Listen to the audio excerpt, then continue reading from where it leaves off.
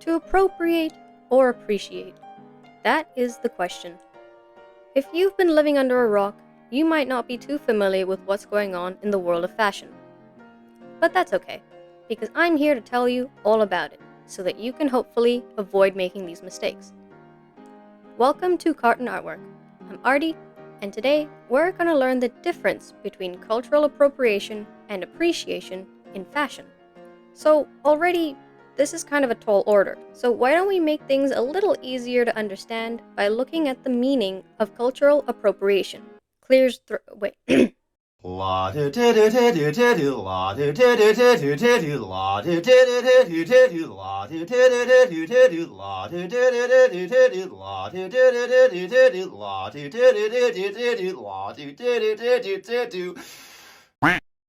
the context of fashion, cultural appropriation is when individuals of a more dominant culture customize or use aspects of another culture. But that's not all. These are especially those of marginalized or minority groups, and it's done without giving them due credit, understanding, or respect.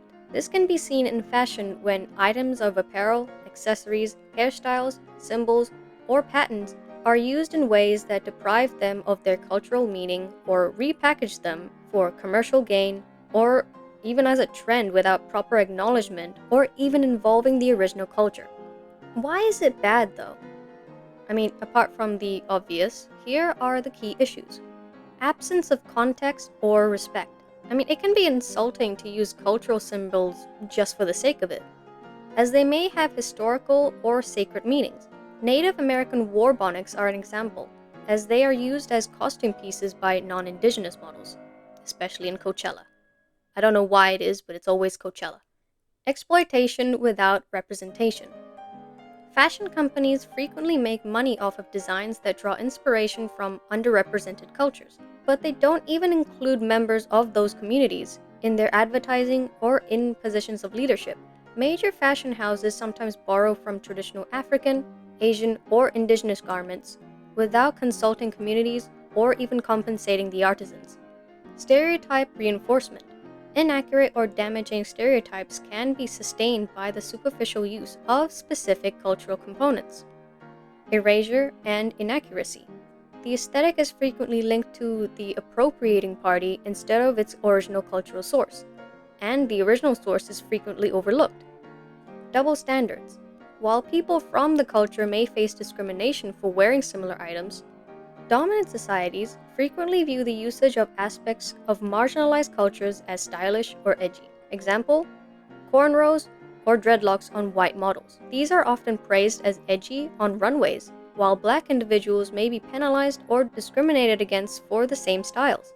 Now, for the most part, African, Asian, and indigenous people from all around the world are usually the main victims of these fashion trends.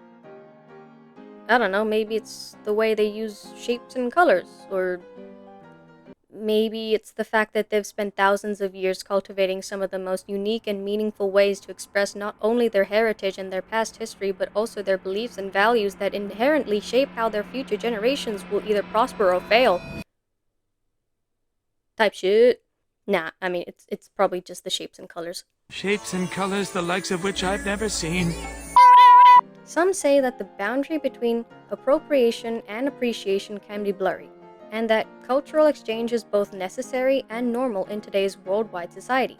Some argue that borrowing from historically oppressed or commodified cultures is not the same as reciprocal exchange. This, of course, highlights the existence of power dynamics we still see today. Here's what I believe. I do believe that fashion as an art form needs to evolve over time, and cultural exchange is a concept that can help achieve that. I also believe it should not be the result of appropriation, but instead appreciation. In the context of fashion, cultural appreciation is the deliberate and courteous incorporation of elements from other cultures in a way that respects and celebrates its people, significance, and origins rather than taking advantage of them. Respect, cooperation, and acknowledgement are the foundations of appreciation, in contrast to cultural appropriation, which frequently involves stealing without understanding or acknowledgement. That does sound better, doesn't it? And here are key ways that we can act on it. Appreciating the cultural background. Discover the background, significance, and meaning of the garment, pattern, or symbol.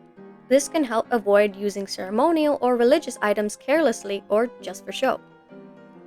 Cooperation with the culture.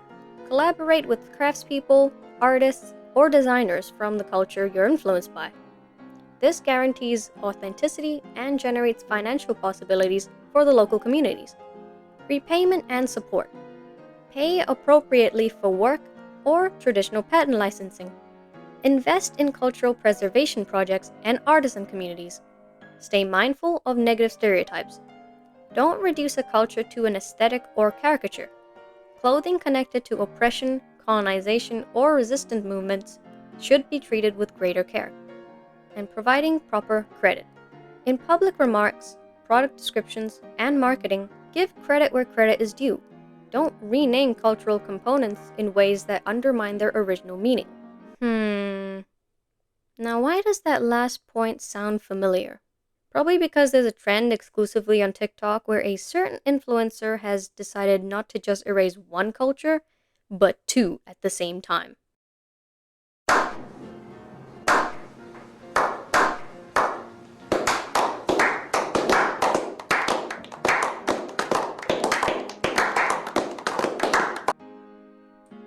Yes, I'm talking about the the Scandinavian scarf controversy. So this whole trend started from a single post from this fashion brand called Bibbidi.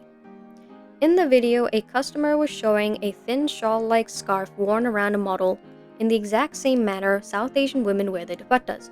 But the thing that sparked the controversy was the way the scarf and the rest of the attire was interpreted as very European fashion coded, and of course, Scandinavian. What? The whole video has long been deleted because of the backlash it received. And so this exclusively on TikTok, by the way. I still want to emphasize that this specific issue is still isolated within the TikTok community. South Asian women and even men started showing off their beautiful cultural garments and jokingly calling it Scandinavian or very European coded, which, fair game. At that point, some people began to think that Scandinavians, or even white people in general, everywhere, were generally calling dupattas Scandinavian scarves, even if that wasn't the case. The fact that dupattas are referred to as Scandinavian baffles Scandinavians as well, because although they themselves have shawls and scarves, they all appear very different. And I would like to add as a personal note, if you personally have seen influencers wearing shawls and scarves as dupattas and calling it Scandinavian scarves or Scandinavian fashion, I can guarantee you not a single one of them will be able to identify where Scandinavia is on a map. Oh! Because it's a region, not a country. This is just another way for them to chase clout. And for those that keep saying, it's not a big deal, fashion will always take inspiration from other cultures, are the same people that go mental when they see main characters race-swapped in live-action films. Oh! The key distinction to what people consider to be cultural appropriation versus appreciation, it's not even the participation itself.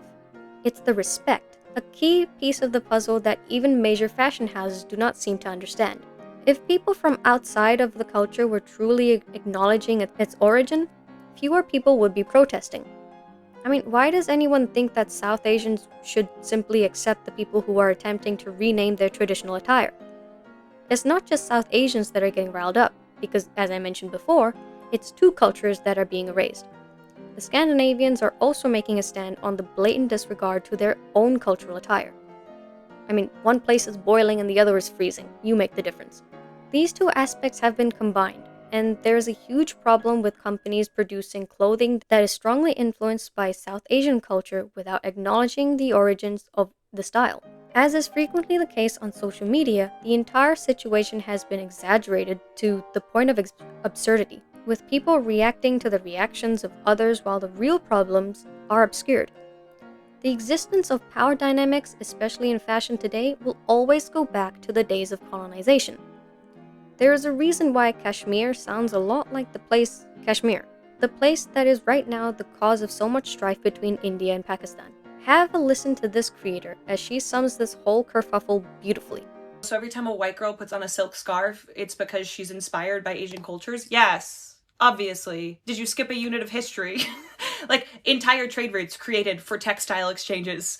The Crusades are what brought European silk. Entire countries colonized for textiles and spices. This is the history of the world that you are acting ignorant to. Meryl Streep's entire monologue in The Devil Wears Prada, a monologue I know you quote and think about, is about how fashion is of real consequence, of political and economic consequence, whether you buy in or care about that system or not, it matters. In a not so distant future, there will be a designer who creates keffiyehs and calls them black and white scarves. Like, this is going to happen. And people in the future are going to say the same things that you are saying right now, that it's just a scarf and it's not that deep. Colonialism is weaved into the fabric of our reality. Of course, it is in the fabric that you are putting on your body. She's talking about this scene, by the way, which is also why I love this film. Both those belts look exactly the same to me. You know, I'm still learning about this stuff and, This stuff? Oh. Okay, I see. You think this has nothing to do with you. You go to your closet and you select, I don't know, that lumpy blue sweater, for instance, because you're trying to tell the world that you take yourself too seriously to care about what you put on your back. But what you don't know is that that sweater is not just blue, it's not turquoise, it's not lapis, it's actually cerulean. And you're also blithely unaware of the fact that in 2002, Oscar de la Renta did a collection of cerulean gowns, and then I think it was Yves Saint Laurent, wasn't it, who showed cerulean military jackets? I think we need a jacket here. And then cerulean quickly showed up in the collections of 8 different designers. And then it filtered down through the department stores and then trickled on down into some tragic casual corner where you no doubt fished it out of some clearance bin. However, that blue represents millions of dollars and countless jobs.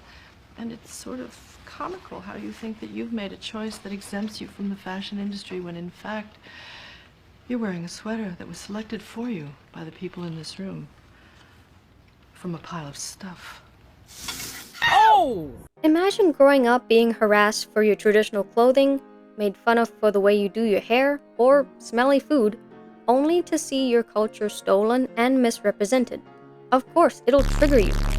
Because how can you make fun of them but then turn around and pretend to be them? Whether it's dreadlock extensions, traditional Sikh turbans, Latin archetypes, black patterns to resemble the body art of indigenous people, you cannot simply just decide one day that these will become cheap accessories that you can discard when you're done with them. For the rest of the world, these trends are their lifestyles. But something as simple as acknowledgement can make all the difference.